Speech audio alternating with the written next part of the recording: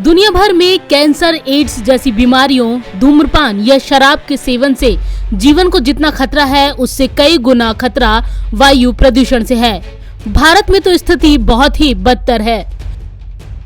Chicago university की ताजा air quality life index report में दावा किया गया है कि अगर भारत में वायु प्रदूषण का स्तर 2019 जैसा ही बना रहा तो लोगों की जीवन प्रत्याशा 5.9 साल कम हो जाएगी। दिल्ली, कोलकाता समेत गंगा के मैदानी इलाकों में प्रदूषण की वजह से देश की 40% आबादी की उम्र तो 9 साल तक घट जाएगी। इसमें कहा गया है कि नई दिल्ली सहित मध्य, पूर्वी और उत्तरी भारत में रहने वाले 48 करोड़ से अधिक लोग हाई लेवल प्रदूषण को झेल रहे हैं।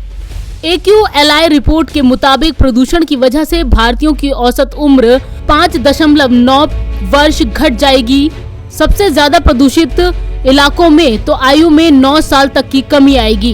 रिपोर्ट में कहा गया है कि 2019 में भारत का औसत पार्टिकुलेट मैटर कंसंट्रेशन यानी हवा में प्रदूषणकारी सूक्ष्म कण की मौजूदगी 70.3 माइक्रोग्राम प्रति क्यूबिक मीटर था, जो दुनिया में सबसे अधिक और विश्व स्वास्थ्य संगठन के 10 माइक्रोग्राम प्रति क्यूबिक मीटर के दिशा निर्देश से 7 गुना ज्यादा है।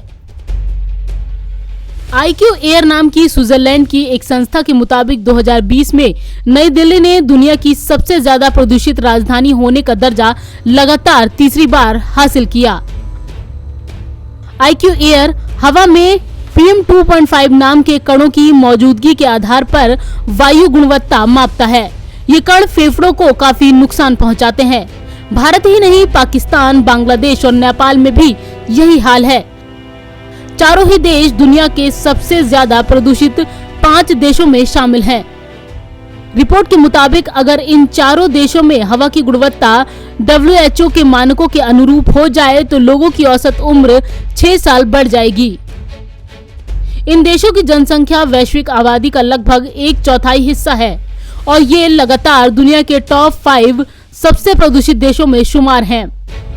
वायु प्रदूषण कितना खतरनाक है, इसे लेकर या तो जागरूकता का अभाव है या फिर हम सब कुछ जानते हुए भी इसकी गंभीरता को समझना ही नहीं चाहते। प्रदूषण की वजह से दुनिया भर में लोगों की औसत उम्र जितनी कम हो रही है, उतनी तो युद्ध, आतंकवाद, नशा, एड्स जैसी बीमारियों से भी नहीं हो रही। प्रदूषित देशों में रहने वाले ज्यादातर लोगों के लिए इससे बचना नामुमकिन सा है। आप बीमारियों से बचने के लिए सावधानी बरत सकते हैं, लेकिन वायु प्रदूषण है तो इससे बचना नामुमकिन है।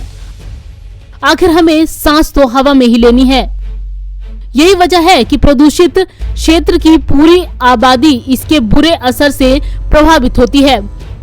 दुनिया की करीब 82% आबादी यानी 6.3 अरब लोग ऐसे क्षेत्र में रहते हैं जहां हवा की गुणवत्ता WHO के मानकों से खराब है यानी प्रदूषित है। नवोदय टाइम्स के लिए संगीता सिंह की रिपोर्ट, दिल्ली।